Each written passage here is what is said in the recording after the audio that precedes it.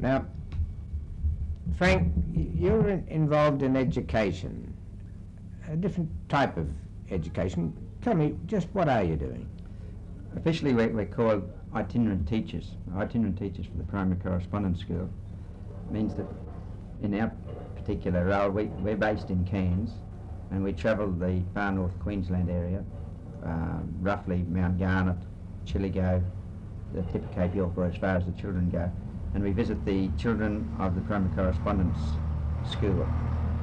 To do that, what we've done, well, what Colin and I have faced the job, is that we've broken the areas into what we might call runs, and we say head off for a couple of weeks visiting the families during that time. This particular trip we're doing, we came up through Cape Tribulation, visited some families at Cape Tribulation, then on to Cooktown area. This weekend we're going to Musgrave, where they're having the annual Laura versus Cowan cricket match, and so during the weekend we'll be doing some activities with the kids that get there, and then on up to north of Weipa. Our job is, when we get to a place, we work in two phases, I suppose. We work with the child, see if there's anything we can do with the children, and plus also we present ourselves as a teacher to the child, probably the one and only teacher that he or she will meet face to face. And also then we work with the mother or the home tutor, whether it be a mother or a governess. We travel around in a Toyota Land Cruiser, 4-wheel drive. Usually when we set out, we're equipped with, let's say, emergency rations, where we have our school gear on board, and away we go.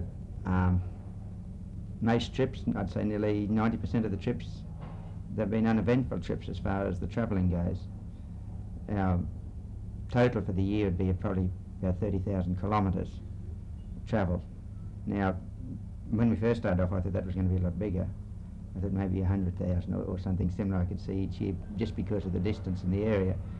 But as we set out, in this fortnight, we'll take a fortnight to go from Cairns to Weipa and back.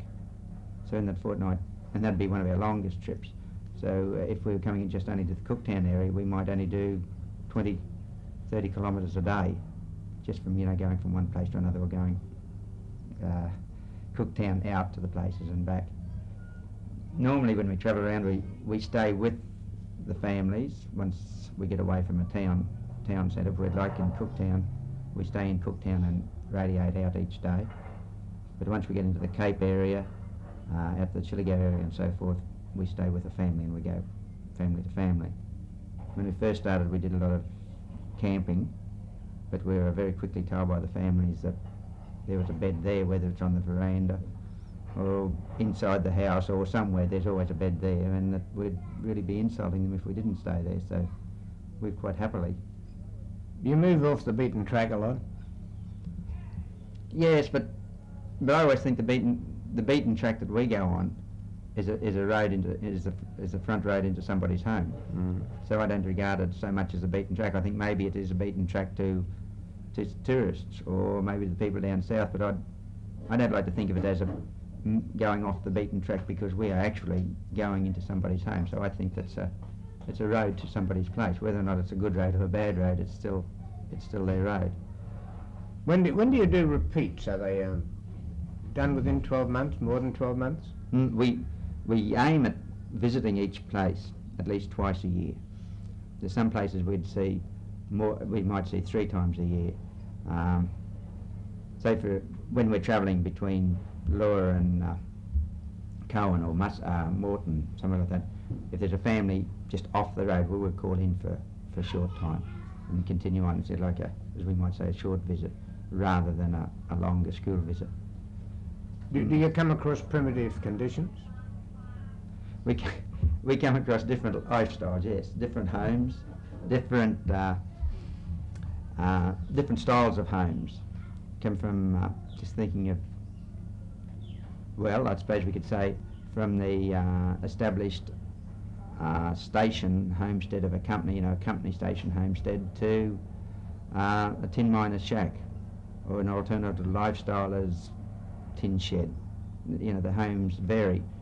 In the area, in the Cook area here, the Cook Shire area, that in the last 3-4 years, there's been a big improvement, if you'd like to call it improvement in the style of homes. From the majority would have been, a few years back, bush timber, corrugated iron, whereas now there's, in the last, say, 3-4 years, there's been, or at least 3 or 4 new homes built, mainly masonry block type homes. These children are associated with the School of the Air? Yes, with the way correspondence works, any child outside the regulated area from a school bus run or a school, I think it's 4.8 kilometres and 16 kilometres, it varies, they're entitled to join correspondence school. Now once they join, when they're not entitled, it's compulsory. You must have education, so you have to join correspondence school. And then once you're a correspondence student, if you wish, you may elect to join the School of the Air.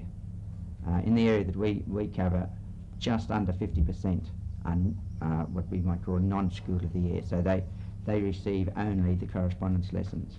The others receive the correspondence lessons, which is the basis of their education. Then each day they have half an hour of shared time with a teacher from the School of the Air in Cairns. And there are other services. If any child's having a little bit of difficulty with his work, there's the Isolated Children's Special Education Unit, which is just a special education unit for those children having troubles. And with that unit, they take over part of the correspondence work, and they work in conjunction with the correspondence school. So no matter what is sent out to the people, it's really everything comes from the correspondence school. Like, we're only a part of, we're the smallest, probably the smallest part of their education. It's the correspondence school, the mum, or the home tutor, and up here it's normally the mum. So it's the correspondence school, the mum and the child. They're the 3 main parts, and then the others link in. The correspondence school has been operating for many years, hasn't it? First education for the kids in the outback was first provided by itinerant teachers, and it was solely itinerant teachers. In that particular case, itinerant teachers went around a smaller circuit than what we'd be doing, but travelled quite a lot more in the horse and buggies. They left the work at the home or at wherever it was, and came back in a few months' time and corrected the work. So there's no correspondence at that stage. The itinerant teacher provided the work, corrected the work, tried to organise them a bit. A more responsible job than I think we're doing.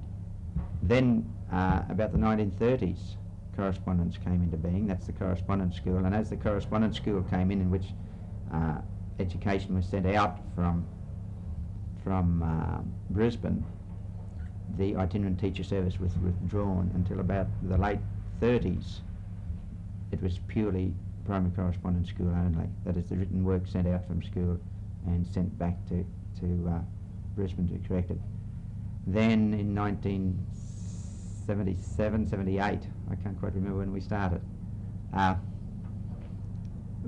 up again as itinerant teachers, but on a different role, the same name as the previous, but a totally different style of job. We were a backup service for the correspondence school. And do you see results for what you do?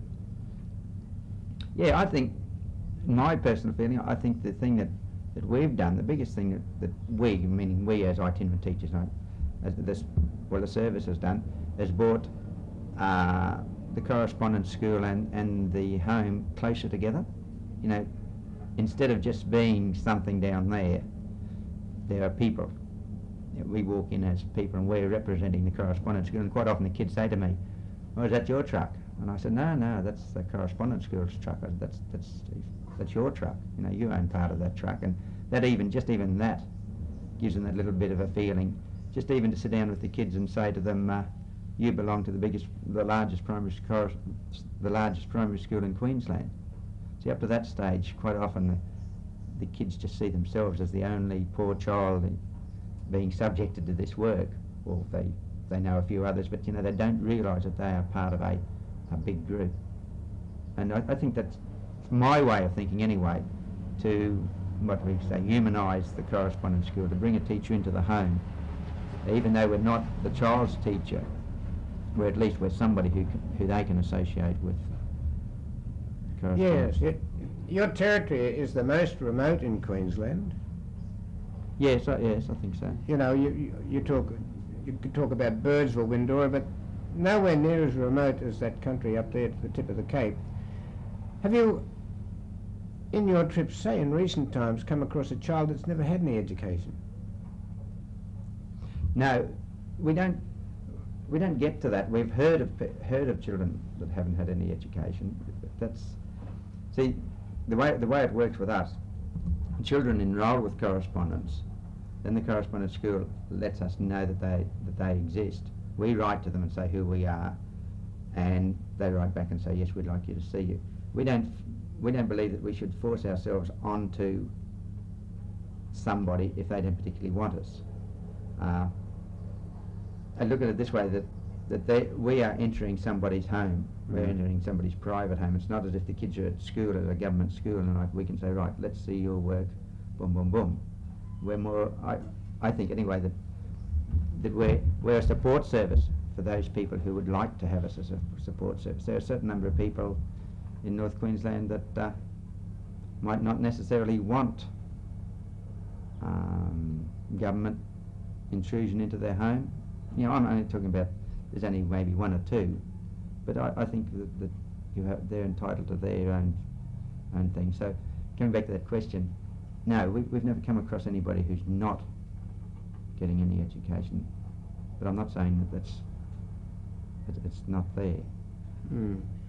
What about New Horizons? Do you see what is possible?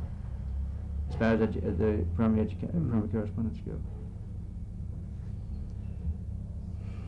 I think the system that's working now is a pretty good system.